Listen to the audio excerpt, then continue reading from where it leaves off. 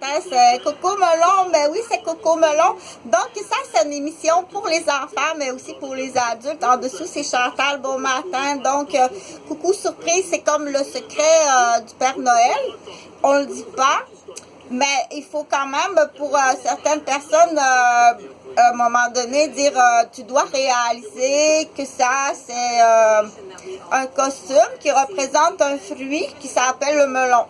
Donc, elle est où l'étiquette? Elle est ici. Ah, le beau bébé, comme c'est un beau bébé, on dit, mais qu'est-ce que ça peut développer de la jalousie? Donc, la jalousie et les complexes d'Édipe, entre autres, c'est pas la même chose. Et la jalousie vis-à-vis quoi? Donc, tout ça, c'est des tout petits cours qui se font très, très jeunes et qu'il faut reviser. Oui, il faut reviser. On oublie. On oublie pour différentes raisons. Donc, il s'appelle Taille. Salut Taille, si jamais tu veux devenir chef de réserve.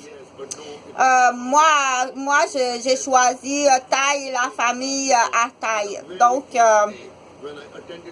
ça, c'est un magnifique petit chandail, rococo, que j'ai acheté au Toys R Us. Et du coup, j'ai téléphoné il y a un certain temps à un monsieur à Montréal, que j'oublie pas parce que je veux faire Coco Melon comme ça sur une série de marionnettes. Et j'ai appelé un monsieur fantastique à Montréal. Et là, j'ai dit, parce que du coup, je veux saluer ma petite vendeuse, la petite vendeuse de Joe Dassin. Comment c'est déjà la chanson de Joe Dassin? Il y a une chanson de Joe Dassin que je voulais, Chantal, que tu me postes ce matin sur YouTube. Je voulais absolument écouter une chanson de Joe Dassin, pas celle de l'Amérique. L'Amérique, je vais la voir et je l'aurai pas celle-là. L'autre chanson là, parce que c'est ça qui m'embêtait. Moi, je voulais vraiment écouter cette chanson-là, c'est Joe Dassin. Ah bon, c'est celle-là qui me manquait avec les petits gâteaux au chocolat. Donc, je vais te la trouver tantôt. L'étiquette est encore après. On dit, tu crois pas quand Chantal te parle? Tu me crois pas quand je te parle? On appelle ça des petites portes t'as des portes de grange ici, là. Ah, il y a des portes de grange. Qu'est-ce qui t'est arrivé, là? Qu'est-ce qui t'est arrivé à ta colonne, là? T'es toute comme ça, OK? Donc, c'est du coq à l'âne, exactement. C'est du coq à l'âne, plus de câlins, plus de bisous. Il y en a qui ne veulent pas. Il veut pas. Mais pourquoi tu veux pas? Là, on dit, il y a peut-être une autre façon. Il faut peut-être l'approcher avec des chatouilles, des bonbons, puis après le colleux. Peut-être, on ne sait pas. Mais là, je vais te mettre tantôt la chanson de Joe Dassin, qui est un artiste d'Europe, qui est décédé à peu près en 1975, je crois, à l'été des Indiens. Moi, j'étais toute petite fille au chalet avec les clans des garçons, là. J'entends ça à la radio que Joe Dassin est décédé. Oh, à peu près dans les mêmes années que Elvis aussi est décédé. Oh, c'est bon, mais que c'est bon. T'as pas... Donc, le téléphone de la belle-sœur, ça va être correct, là. Je suis infirmière, là. Tout le temps, on dit aux heures. Est-ce qu'il y a des gens qui peuvent même téléphoner aux heures assez que la barrière de la piscine est ouverte? Genre... c'est à peu près le même genre de moufette, de boîte en anglais. C'est du méli-mélo, c'est pas de comprendre le melon, c'est méli-mélo-melon ce matin. OK? Donc, il y a un cours pour ça. Il faut suivre un cours, OK? Qui est un cours un peu, c'est presque mécanique, là. Attention à la portière de ta voiture. Si tu fermes la portière de la voiture par là, donc, moi, j'invite les gens, il y a des gens, je sais qu'il y a des mouvements qui existent. Il y a des mouvements que tu dois respecter la peinture. Il y a une peinture ici, là. OK, il faut suivre un cours, mon amour. Il y a une peinture ici. Donc, je sais qu'il y a des mouvements de parents, là. Tu vas retrouver des portières de voitures arrachées. Ouais. On va retrouver des portières de voitures arrachées. La banquette d'en arrière ouverte, là, qui sort par le toit ouvrant. J'aime moins ça, mais vous allez en voir. Donc, parce que je sais qu'il y a des groupes. Il y a des groupes de mouvements qui existent. Ça, c'en est une idée. C'en est une idée, OK? Donc, si tu trouves un pick-up rouge avec la banquette arrière tout déchiré, défoncé, qui dépasse par le toit automobile avec le numéro de plaque automobile, c'est parce qu'on ne sait plus de quelle façon le dire. Et puis même si on amène ça au palais de justice pour avoir expliqué que les pissous de chaloupe au Québec sont en pleine puissance,